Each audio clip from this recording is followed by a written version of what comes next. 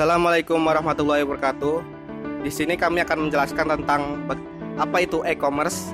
Perkenalkan, nama saya Subektiono. Nama saya Muhammad Amin Fadali. Ya, saya Muhammad Adam. Dan saya Satria Dwi Putra. Ya, tonton saja apa itu e-commerce. Secara umum, e-commerce adalah perdagangan elektronik, adalah kegiatan jual beli barang atau jasa, transmisi data melalui jaringan elektronik. Dengan perkembangan elektronik informasi dan menggunakan software, website digunakan sebagai pengganti toko offline. Website e-commerce mencakup berbagai fungsi seperti etalase produk.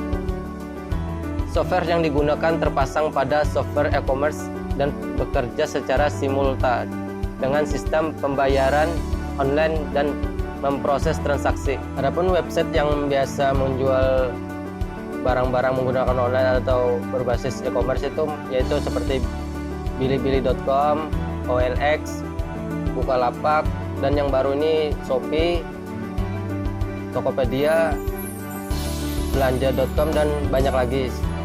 Sistem ini sebetulnya sudah lama, cuma baru berkembang. Di sini saya akan menjelaskan masalah dalam e-commerce. Pertama, prinsip yuridikasi dalam internet. E-commerce memunculkan masalah tempat dan hukum kontrak harus ditetapkan secara lintas batas atau sifat cyberspace yang borderless atau tidak mengenal batas-batas suatu negara. Kedua, kontrak dalam transaksi elektronik. Kontrak merupakan bukti kesepakatan antara kedua belah pihak yang melakukan transaksi komersial. Dalam e-commerce, kontrak dilakukan secara elektronis dan paperless transaction. Dokumen yang digunakan adalah digital dokumen, bukan paper dokumen. Yang ketiga, perlindungan konsumen. Konsumen merupakan pihak yang menentukan kelangsungan hidup perdagangan elektronik. Masalah yang ada, kecurangan yang sering dilakukan penjual, yaitu virtual shop yang fiktif. Kondisi barang yang dibeli, misal barang dalam keadaan rusak, keterlambatan pengiriman, atau bahkan barang yang dibeli tidak dikirim kepada pembeli. Yang keempat, permasalahan pajak muncul ketika dihadapkan pada batas negara.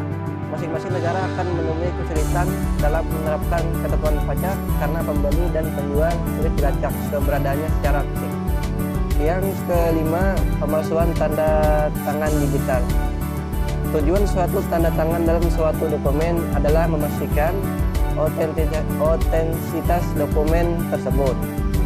Tanda tangan digital untuk menandai suatu dokumen, sehingga dokumen atau data yang hanya mengidentifikasi pengirim, tapi untuk memastikan kebutuhan dari dokumen tidak berubah selama proses transmisi.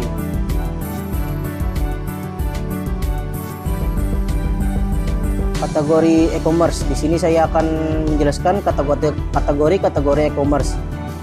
Business to business biasa disingkat menjadi B2B. Transaksinya terjadi antar perusahaan. Yang kedua, business to customer biasa disebut dengan B2C. Transaksi terjadi antara perusahaan dengan konsumen.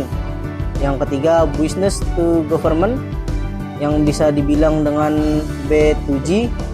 Transaksi terjadi antara perusahaan dengan sektor publik,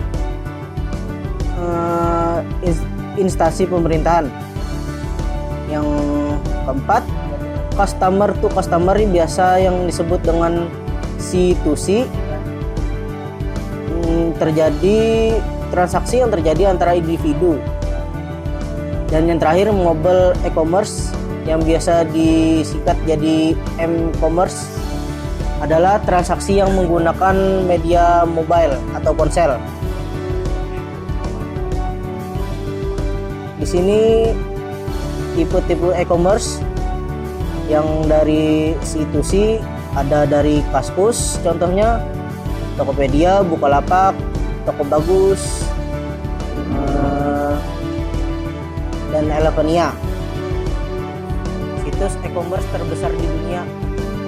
Di sini contohnya ada dari Amazon.com, JD.id, Walmart Store Inc. dari Amerika Serikat, eBay dari Amerika, Otto Group dari Jerman, Alibaba Group dari Cina, Casino Sinova dari Prancis, Tesco dari Inggris, Rakuten dari Jepang, Best Buy dari Amerika Serikat. Sekian dari saya.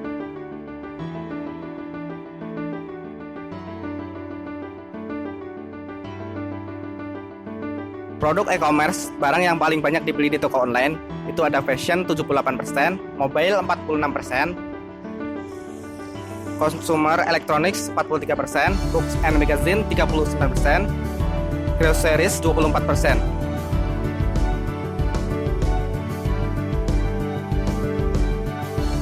Jadi untuk kesimpulan, e-commerce merupakan sebuah aktivitas bisnis online yang berfokus pada transaksi jual beli barang atau jasa, bertujuan mencapai profit atau nilai komersil dengan memanfaatkan teknologi komunikasi dan informasi melalui jaringan komputer. E-commerce sendiri terbagi dalam beberapa jenis. Berdasarkan lingkup pelaku transaksi terdapat perbedaan signifikan antara e-commerce dan e-business pada fokus tujuan pemanfaatan teknologinya. Ya, sekian dari itu tadi video dari kami. Terima kasih. Wassalamualaikum warahmatullahi wabarakatuh.